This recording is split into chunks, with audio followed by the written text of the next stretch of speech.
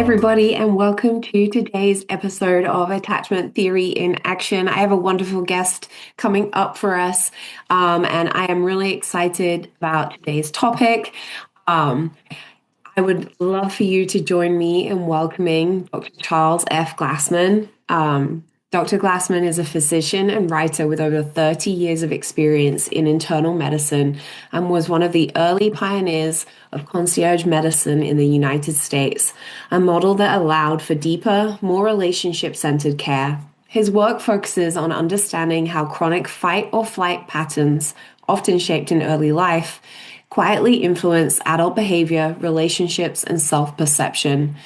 He introduced the concept of the automatic brain in his earlier book, Brain Drain, and has recently completed a new manuscript, Fear is a Liar, which explores how fear can masquerade as certainty or control, and how greater awareness can restore clarity, discernment, and trust. Through his writing, speaking, and the Coach MD platform, Dr. Glassman helps people better understand themselves with less shame, greater self-compassion, and a clearer sense of purpose. Well, hi, Charles. Welcome to our Attachment Theory in Action podcast. It's so nice to have you here. Oh, thank you, Kirsty. I really feel very fortunate that we connected, and I'm looking forward to our conversation. Yeah, me too. This is kind of I don't know that we've had a whole lot about this topic as yet, and thinking about relationships in really in the medical field and diving into that. So I'm super excited for what you're going to bring to this conversation and Yeah. to our listeners.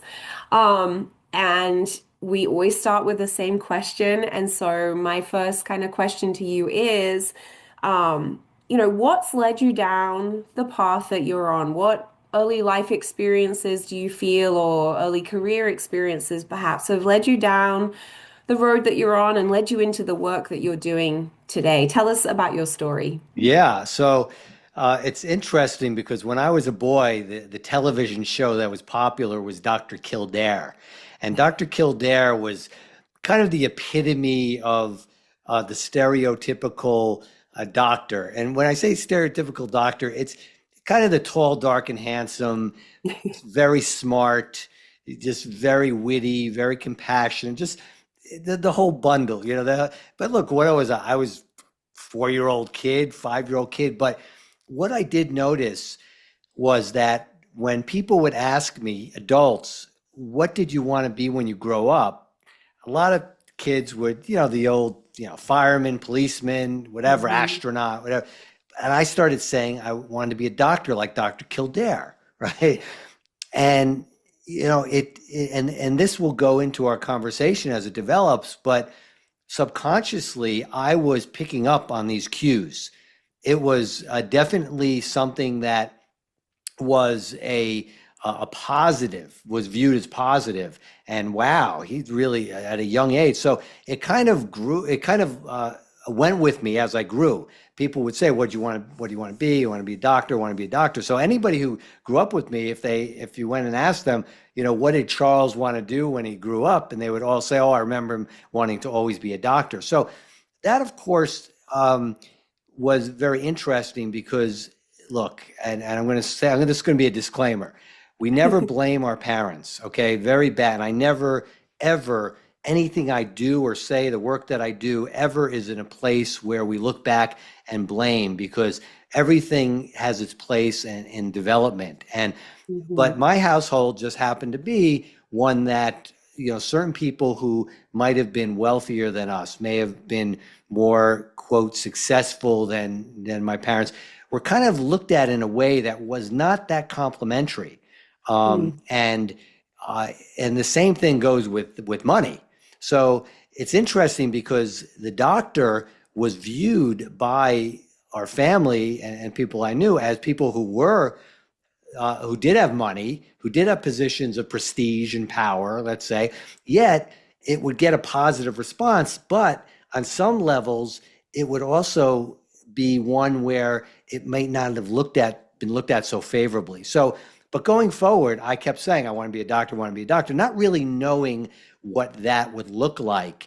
But it did give me a goal, which I would say got me through where I am today, because I was a mediocre high school student. And in fact, our college advisor, when I told him what I wanted to do, he said, well, maybe you should have a plan B, right? Now that's not, but he was being realistic. I mean, I was kind of in the middle of the class. And to be a doctor, you had to be a little higher and did a little bit Mhm. better. But he did see something in me because I did compete in track, and many of the track meets, he saw that drive that I had in my eyes when I was behind in a race and what it took to catch up and go ahead. So he directed me to a school that had a very strong pre-med program, and I just kicked my butt in college, and because I had that goal. But people will say, "Oh, why did you want to be a doctor? Because you wanted to help people." Yeah, that's kind of the gravy, but I can tell you that most, including myself, you really don't know what it is. You know, it's a good career. You know, it'll be a good foundational development where you'll be able to, without thinking about it, provide food, clothing, and shelter for your family, let's Mhm. say, Mhm. and maybe more than just the basics. You have a nice life in a sense. So I think that's one main reason why people go into medicine. Probably what was motivating me, but it was also motivating me, that idea of prestige and that idea Mhm. of stepping out beyond what I thought I could ever do, or what really I saw people close to me doing. So Mm. that's kind of the medical part of it. So let's dive. I want to dive back a little bit more Yeah. into your family history. And you did say that we're not here to point fingers of blame. And that is the case with all of our work. You don't know what you don't know. Hmm. You don't know until somebody tells you differently, or if you learn differently. And also we live and find ourselves within our own bubble, whatever that bubble is, Yeah.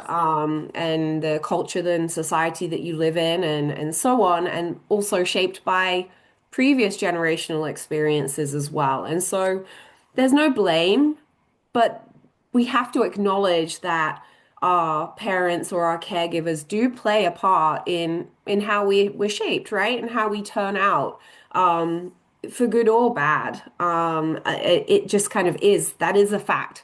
And so you mentioned that maybe the folks outside of your family that were perceived as being successful, having this level of prestige.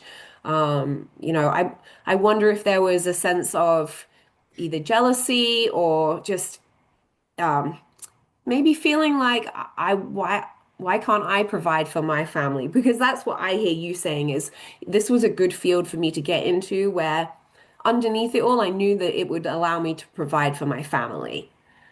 Yeah. Yeah. Yeah. So, what's very interesting is I love that I grew up this way. I love that I had these experiences, because if I didn't have these experiences, it wouldn't have developed. I wouldn't be where I am. I wouldn't have written about what I've written about. I wouldn't have the perspective that I have. And I know Mhm. when I went to high school, I was in a high school where there's no, I mean, it's not a mystery why I didn't succeed as highly in high school, because I was in a position where I was with kids whose parents were these parents. Okay. Mhm. They were those types of parents who I kind of grew up being intimidated by, but wanting to achieve that. So I'm the idea of jealousy is extremely important, because that's what it is. I mean, it is jealousy. It's a feeling of inadequacy, and Mhm. this is really what propelled me in my career, and how it made me look differently at my interactions with people, and my understanding of where people came from, my patients came from, and it also allowed me to look into myself, and I had the experiences and I kind of knew it, but it wasn't until I went in therapy, when I was right out of my residency, and I was becoming a private doctor. And a couple of things provoked that, and that allowed me to really dive deep into this, looking into my childhood, and giving it really, more so than anything, it gave me permission to do that, because Hmm. many of us are afraid to do that for a lot of different reasons. And one is it doesn't feel good to look at that and to say, my parents maybe, made some mistakes. Not, they had mistakes when their parents were bringing them up, and that's why, whatever. And it's hard to to look at that in a non-judgmental way, and to reflect and see how it shaped me.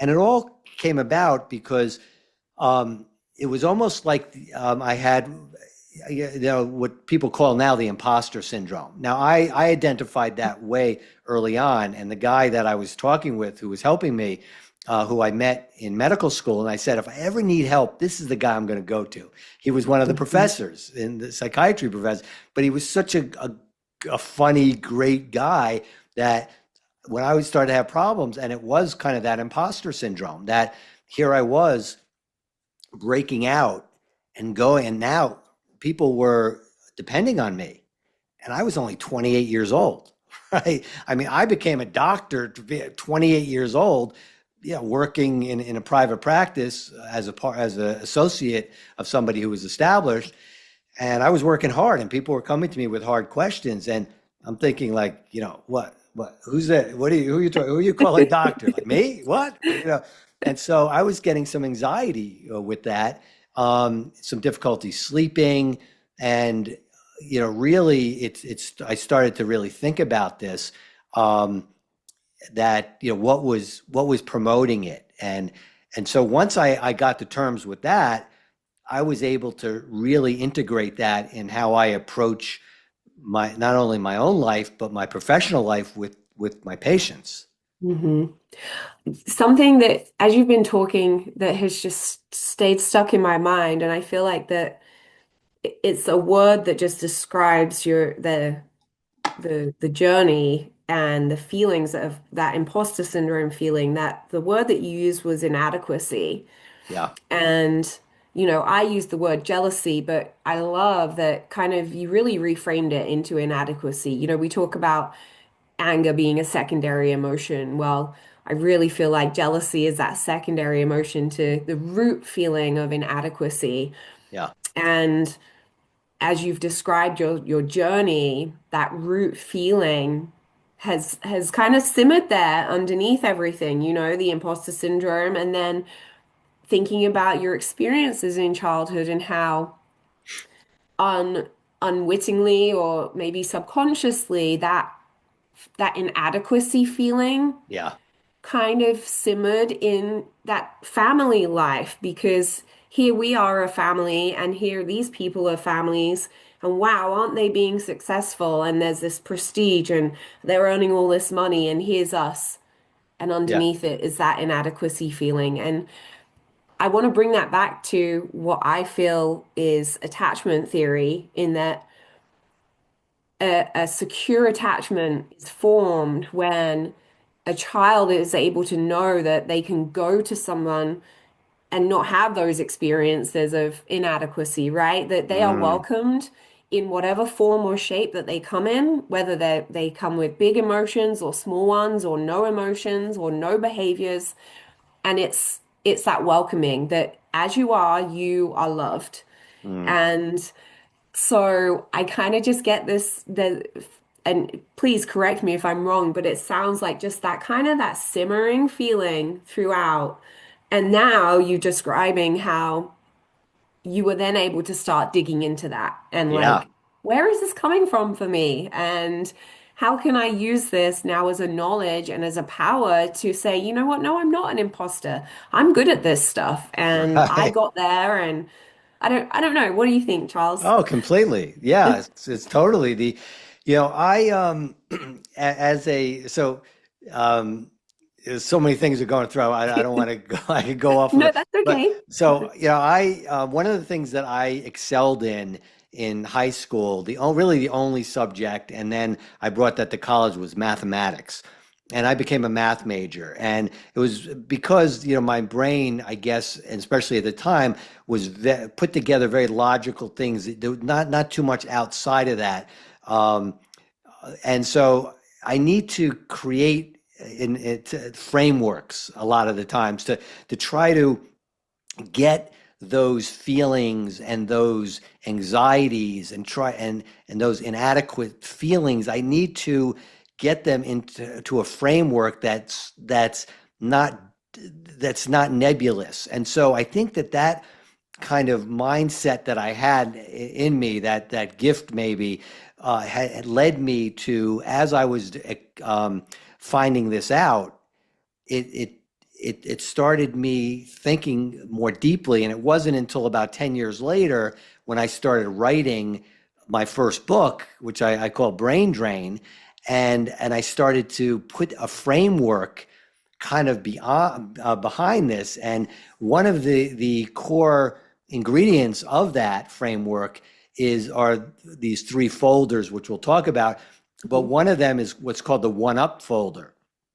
And this folder, and again, we'll explain the origins of all this, but that's where the inadequacy lies, and that's where jealousy comes from. And it is what we learn early on, what's going to protect us as adults. So we're learning, as all the stuff I'm talking about, where I went to college, and then I had to see a therapist, I had inadequate, all of that stems back from when my brain was being formed and these connections were being made. And where does that feeling come from? It doesn't come out of the blue. Like anxiety, people think, oh, they label themselves, they own it. Oh, I have anxiety disorder, or I have panic disorder. I'm an anxious person. We label ourselves and we give ourselves these titles, but if we really are insightful about it and give ourselves leeway, we'll realize that none of that comes out of the blue. It stems from something. And that's one thing I learned early on when I first started seeing this therapist, was that these are not, and again, I remember I was having difficulty sleeping. He did not give me anything to help me sleep. And once we worked these things out, it was fine. But he didn't want to and it wasn't to the extent that sometimes you do need medication, don't get me wrong. Sometimes it is to the extent you need a Band-Aid just to stop the wound from bleeding, right? But you got to treat the wound, right? So, sometimes you do need that, but it is just a Band-Aid. So, I developed this framework, and that's kind of where that comes from, is that falls smack within the one up folder, as I call it. So, why don't you tell us a little bit about where kind of brain drain came from, and then tell us a bit more about the folders in it, and then we'll come back in a bit to um, the idea of a concierge practice, because we're going to come to that too. But Yeah, let's talk sure. about brain drain and the folders and give our listeners a bit more information about that. Yeah. So when I was a second year medical student, we were studying for the boards. We're about a month out. And in medical school, you have three boards. You have one after the second year, one after the fourth year, and then one after your first year of internship. And the first board exam, we were well prepared for it. I was well prepared for it. That's what they do in the first 2 years of medical school. And I was studying, and all of a sudden I felt my heart skip a little bit.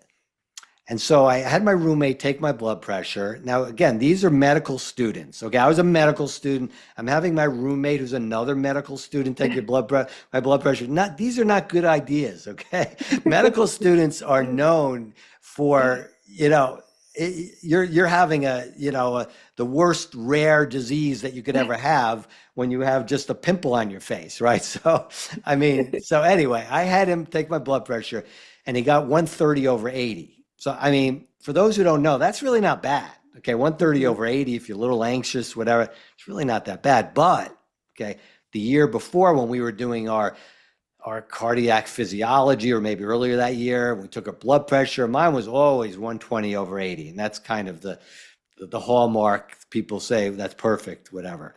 Now there's some disagreement, but right around there. But oh my God. So I started getting really nervous. Mm. 130 over 80. What's happening? I'm feeling my heart. But so I made the mistake of calling my parents. Okay. And one of the other things that, faulting my parents, now, I love them, believe me. My mother passed away a few years ago. I'm fortunate to still have my dad alive, very close with him, love him to death. But, when you're growing up, and again, they had their stuff, and they put some of their stuff on me. No, not purposely, but anyway, my mother, wildly overprotective, wildly, not the person to feed into, to look to for advice in this situation. She immediately told me to come home, bring me to her cardiologist at Yale. I grew up in New Haven, Connecticut. Bring me to a cardiologist at Yale, who's a great guy, and was trying to reassure me that there's nothing wrong, but that wasn't enough. Okay.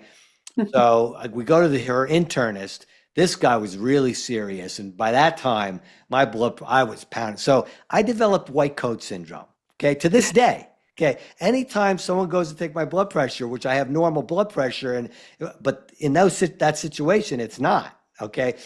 And then I started thinking, this is the same exact reaction that somebody would have if they are being accosted, if they are being in a brutal fight, argument, something very dangerous. And it's the same exact reaction that our forefathers had, our prehistoric ancestors had, okay, our cave dwelling ancestors. Same exact reaction, fight or flight, the same exact physiologic reaction. But here, I'm just getting my blood pressure. I mean, come on, what the heck? So I started thinking about this, and what other instances in our lives does this experience happen? And when does it start?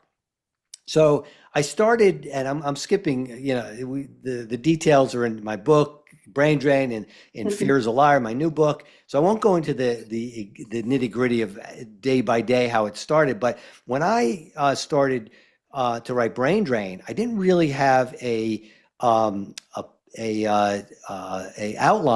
How it started was a patient came into my office and asked me, what can I do for him to keep him motivated between office visits?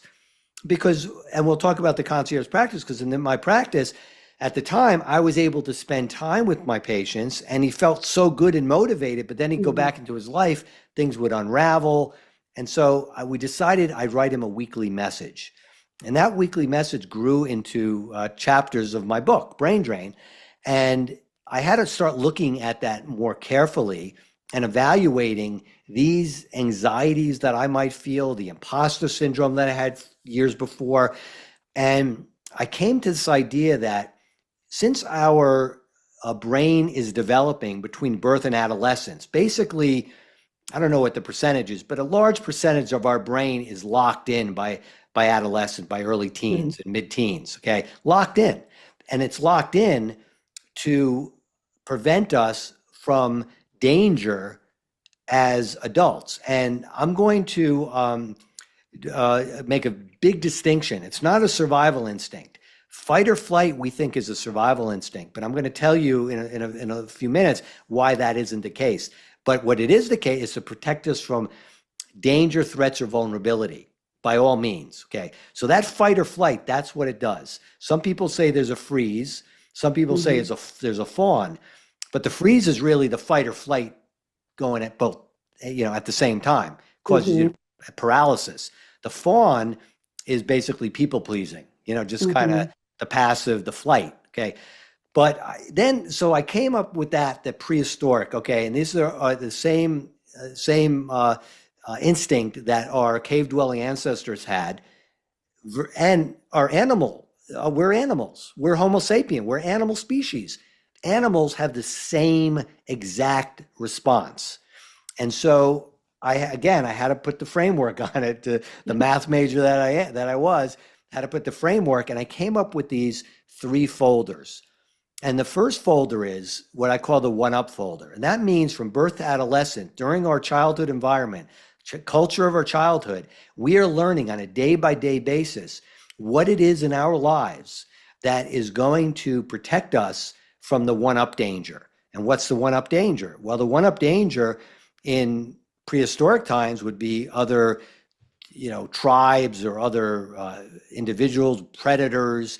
The one-up danger in our life is a lot different. It looks a lot different. So the thing about being inadequate, it might be who's richer than you, who's poorer Hmm. than you. You might want to know who's lesser than you that you could feel one up about. Who's better looking than you or not so good, as good looking as you. Okay, that's another way how you get that one up danger. How you can fight or flee potential danger. Who's smarter? Who's not as smart? Who's bigger? Taller? Not as tall? Whatever. These are things that we are accumulating in our data banks, and what I was accumulating when I was younger. So I was accumulating that people who were more successful in their career, like doctors, lawyers, whatever, were one up from our family. Okay, Hmm. so that was one thing that was kind of being in my one up folder. The other folder is that cause, and that these are things that will spark the fight or flight. So let's say now, fast forward, here I am a doctor, but that was a danger in a way because they were one up from us. So when I'm becoming a doctor, that causes me to fight or flee, right? So that would explain the anxiety that I was getting, the inadequacy feelings that I was getting, and also the jealousy. It comes from that because you don't want to feel like that. You feel you want that, but you never feel like you have it. So Hmm. that's the one up. The other is the unknown folder. And we all know that the unknown, the unfamiliar, the uncomfortable, all of those things are potential danger. So we're learning in our environment, growing up, the culture of our environment, what is known to us, what's familiar, what are our parents, money. Is money always tight? You always hear, a sense of lack, complaining about not having enough money. Well, that becomes the norm. What if the norm you're growing up with is bickering parents, yelling and screaming all the time? Well, that becomes the norm to you, to your what I call automatic brain, because the fight or flight is automatic like that when you're exposed to it. So let's say you're an adult now in a very stable relationship. It's great, Hmm. right? But something in you is triggering and you're fighting and fleeing that good relationship. Why? Because it's abnormal to your Hmm. primitive brain. I mean, it's all primitive, okay? It's primal, but it's your child's brain, okay? Because that's what it's loading up with that, being stored there. And then you have the loss of love folder. And the loss of love folder is very devious because it's really security. It's the lack of security. We, as children, are learning what it will take to be secure, to be safe. And so, if we go against our parents, for instance, we may not get that love as much anymore, and we will feel less secure. So, let's say now I'm becoming a doctor. So that's the one up inadequacy that I might fight or flee. Seems like a good thing. Why would I fight or flee it? Well, my brain has stored all that as not being so good. But the more devious thing here is that if they were looked at, and my parents supported me becoming a doctor, don't get me wrong, they loved it. They really were very happy about that. But when I was younger, I didn't hear that so much. Hmm. They may have been portrayed as not so good, or if a Hmm. doctor bill came, may not be such nice words that came along with that, right? So here I am becoming a doctor. One very nefarious instinct that was subconscious, buried in those folders, was that I might lose the love of my parents, even though that's a Hmm. lie, and that's comes my new book, Fear is a Liar, because all these things are lies, okay? But that's how it shows up, and so, but I had to come up with that, like as I was writing these weekly messages in the chapters of my book, because I didn't really have an outline, and I would meditate every day at the beginning of the week, and I'd be meditating every day, but I'd get this framework as I meditated, and that's how you talk about how we can rise above it to our higher consciousness and our what I feel our divine imprint, and that's a way I look at it. But anyway, going on. Well, I'm really glad that you shared that information and kind of gave that description of the three folders. And if I remember correctly in our kind of previous conversation, Charles, you talked about that sometimes these things can show up and I'm thinking about like the fight or flight response. So, you talk about having that kind of imposter syndrome and that anxiety, and that caused you to kind of feel like I need to pull away a little bit. Mm, But sometimes the opposite, that fight response, um, can show up in kind of arrogance. And now I've become the one-up person, right? Now I'm better absolutely. than you. But it's a protective factor. Like I'm doing this to protect myself.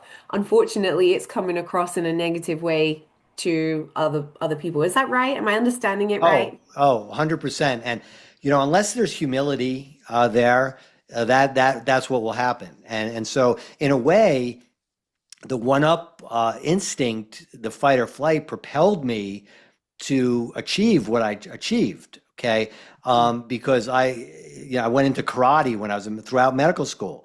That was my outlet, karate, and I became a second degree black belt. And but it was we work hard, we play hard. It was a social outlet also because I met people outside my medical school class. We had a great time, but I needed that. That was very important. I didn't do it to beat people up, to be out, because that's where the humility comes in. And so we all have this automatic brain and the folders and to different extents. We all have them, but we're a duality.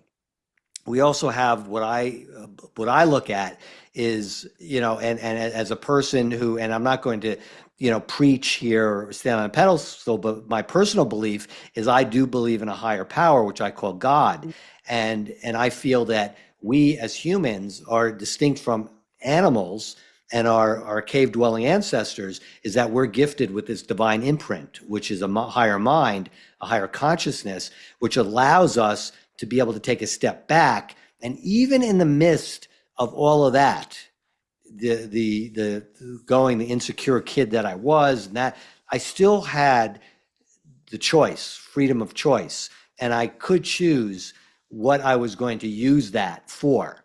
And Mhm. that's where it's important, the humility part, because staying humble will prevent that arrogance, because that is the fight. I'm going to prove them wrong. And not only going to prove them wrong, I'm going to go back to my high school reunion with my trophy wife on my arm and my big Bentley car and show pictures of the 10,000 square foot house that I built, whatever. Not that I have any of those things, but I'm just saying that could drive someone for Mhm. that. And that's equally as harmful and Mhm. just another sense of, yeah, definitely. What I love about everything that you're talking about is it feels very positive and strengths based, that you're not shying away from the things that have shaped you or the experiences that could lead you down a certain fight or flight path. In fact, you're as you've used the word framework, you found a framework to put these pieces into to allow you to look into yourself and accept all of those parts and use them in a positive way rather than in a harmful way either to yourself or to somebody else. And Mm, so I really love that about how you're framing all of this. yeah. And that it's not you're not talking about the bad stuff, but you're also not getting so pulled into it that it's stopping you from seeing the way forward. You could have, as a young person, said, "Yeah, I kind of felt like I was never enough and wasn't going to be enough, and so now I'm not enough, and I Right. didn't decide to pursue it, but instead you used it to drive you towards the goals that you wanted to achieve, which is fantastic." Yeah. Um, so. Tell us a little bit about the concierge practice and how that came about through this kind of journey that you've been on. Yeah. So I always had the feeling that, and again, I think the humility and me looking upward a lot, you know, Mhm. gave me the confidence and the faith that despite all this, um, if I did the right things, if I worked hard, if I had integrity, the right things would happen at the right time for the right reasons. And I kind of always felt that because that seemed to happen in my life. Doors would open that I just thought were closed and that I was going to go on a certain path. And then all of a sudden, you know, something happened to shift that. And one of those shifts happened. It was two consecutive Mondays in 2002, in March of 2002. And the first Monday, I was seeing my typical 30 to 50 patients a day. Literally, that's what it Wow. was, 30 to 50 patients, never less than 30, usually not more than 50. And it was a Monday, and Mondays were always the most stressful. And I remember going home, driving home that night afterwards, almost in tears because it was so stressful. Because a patient, after my 50th patient, whatever, I walk into the exam room. She had been waiting about 2 hours, and I Wow. opened the door and I said, "Oh, gee, thank you so much for your patience." She just leveled me she didn't want to be examined. Didn't matter what was wrong with it. She just wanted to one up me because my time is just as valuable as your time. Who do you think you are? Whatever. So she felt like I was one upping her, disrespecting her. So her trigger went and she fought at me. Didn't flee. She fought and then fled because she just walked out. So I was that was stressful, and I was in almost tears. So, and I mean, it doesn't take much to put me in tears. So I am a little emotional, but anyway, that's another story. But anyway, the next Monday was just as bad, and some other stuff happened. And that Monday, I was in tears driving home. I mean, really, just crying. What am I doing, God? What's going on? You know. So 2 days later, across my desk slid the New England Journal of Medicine, and it had this article about these new practices which were popping up. And I thought, whoa, and they were called concierge practices. And I said, wow, what a concept. And I called the company. I didn't know it was a company. I thought it was a practice, and I thought it was called, but it turned out it was a new company, and they had 8 doctors or 8 or 9 doctors who had already done this concierge practice. And what that meant was they would take busy practices, they would shrink them down by offering what's called a retainer that the patients would pay. At the time, it was $1,500 a year for you to be their personal concierge doctor. And that shrunk the practices down because many people didn't want to do that. So I said, whoa, what a concept this is. To make a long story short, 10 months later, my partner at the time and me were the 10th and 11th doctors in the United States, the first in New York State to become concierge doctors. And it wasn't so bright and beautiful and easy at first. The first night we had a banquet. The company put on a banquet to announce us, and we only had maybe 50 patients, and we had about 13,000. That's how. And so that's another crying moment looking up to, and I had to make rounds at the hospital that right after that meeting because I had a patient who was admitted, and I was crying, God, what did I do? Here, I have a young family, 4 children under the age at the time of 9, Mm. and 4 under the age of 9, and a new house that we had moved into 3 years before. You know, I mean, what did I do? This is what I was saying. And it took a while for it to gain traction, but it did. And what it allowed me to do was get out of that rat race where you're just, you know, seeing that we had this saying, treating and treat them and street them. Okay. Mm. Street. That's why they write prescriptions. Here's your prescription. Oh, you're depressed. Here's an antidepressant. Oh, you're feeling anxious. Oh, here's some Ativan, you know, or, Mhm. oh, you have pain in your shoulder. Oh, here's some Advil, whatever. You know, I mean, this is what modern medicine, unfortunately, had become and is still. But the concierge allowed me to take a step back. Instead of seeing 30 to 50 patients a day, at a busy day, I was seeing 8 patients. Mm. And on a usual day, I was seeing 4 to 5.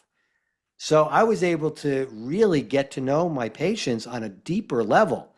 And so that's how I started developing some of these concepts, looking into myself first, because I'm always believe I have to walk the walk and try to know that, look, I'm no different from anyone else. Okay. I have different gifts and talents, but they have different gifts and talents and life experience than I do. Doesn't make me better than somebody else, just makes Mhm. me different. And I'm in a position where I might be able to help someone and coach somebody. So that's how my practice was. It was deeply personal. And when I decided it was time to leave the practice, it was very hard. In 2019, a few months before COVID, that was good that I left, because of a lot of ways that I practice might have conflicted with some of the standard of care which was being demanded at the time. So, but that's another story. But I remember always telling my wife that I had a whole family that she didn't know about, Mhm. just joking around. And that we had a banquet to as a farewell. And at that banquet, people were coming up to her, crying to her, right?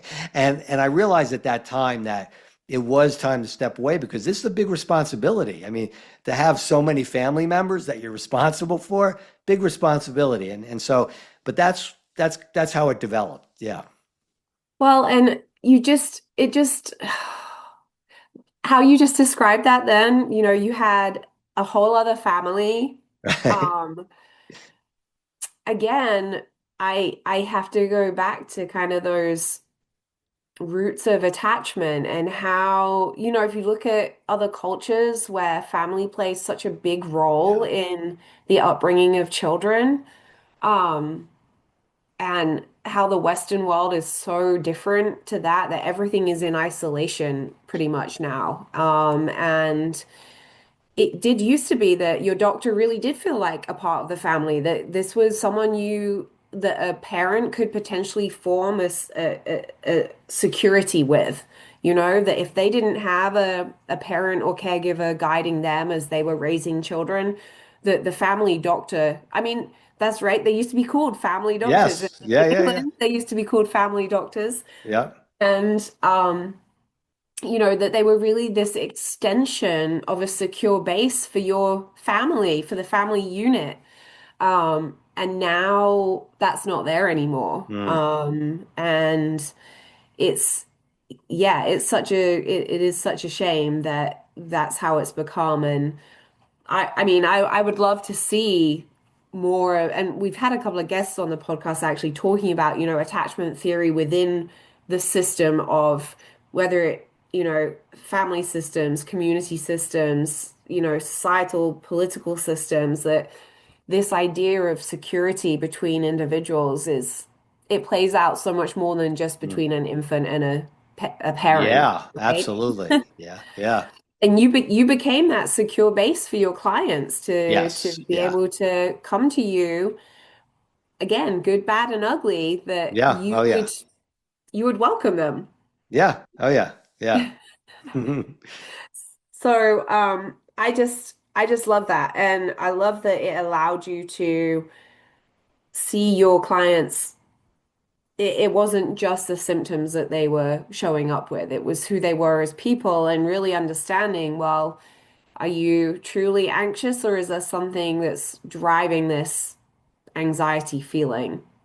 Yeah, Um, yeah. That's because a lot of times the symptoms were derived from uh, other stuff. The mhm, automatic brain that was driving it. And one of my examples I used in brain drain, which I do not use in Fear is a Liar, but I told this story in brain drain, was one of my patients who came to me and asking for some Xanax, which alprazolam, which is a anti-anxiety medication.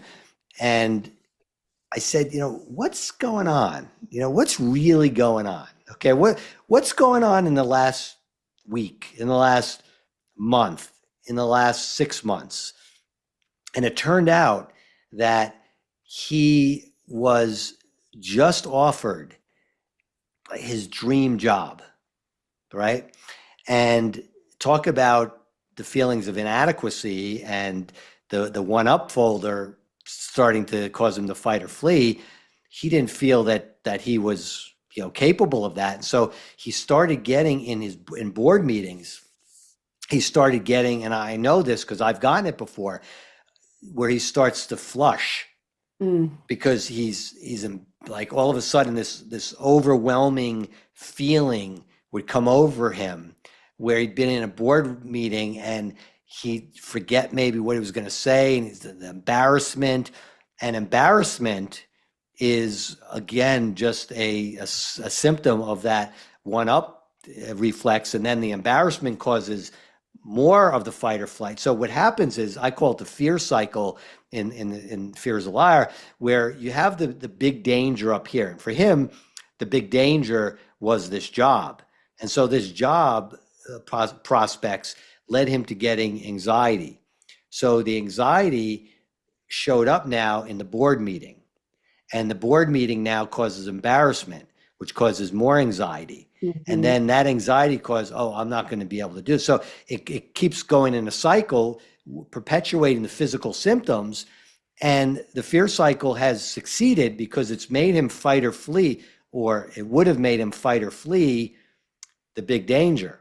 So here's the danger up here. By circulating here about all the things that, focusing on your health and your physical symptoms and all this other stuff down here, it's succeeding for you to just avoid this up here, to fight or flee it. So it works, but it's tormenting, and and he felt inadequate. Talk about inadequate, having to go on a medication to calm his nerves. So now Mm. he's a loser. He's weak. So Mhm. that causes more anxiety and flips you up, in the circle, and keeps going. So we talked that out, and sure enough, it helped. And he Mhm. took the job, dream job. I don't like to use the term dream because even people think, oh, if I only got that, everything will be perfect. No, nothing. Obviously you have issues, and everybody has issues. There's never a straight line, but it was something that he really felt would be good for him. And it turned out it was. It was great for him. And he, occasionally, I don't know if I actually gave him, I don't remember, it was a while ago. I might have given him a small prescription for it just in case it got out of hand. Again, sometimes you need medication to break that cycle. As long as you're Mhm. working on the other stuff, it's okay. Well, that's what I'm really hearing is it's finding the root of those feelings, finding the root. We always say in our organization, asking what's behind the behavior, Mm, what is the root? We've got the behavior, now we've got the feeling, and now what's the root of that feeling? Where is it stemming from? And a lot of our work says it's stemming from earlier experiences of some description or another. And so, um, Charles, thank you so much. This conversation has been wonderful. I think it's a new area for our listeners to be thinking about. I personally am I'm so taken by the whole idea of a concierge practice, and I truly hope that our medical field can move more in that direction. But that's the platform that I'm not standing on right now. right. That would be a whole other day worth of conversation. But Right. I really appreciate you just coming on here and sharing with our listeners, bringing this kind of new insight to our ears. So thank you. Yeah. Thank you, Kirsty. It really is a lot of fun. I appreciate it.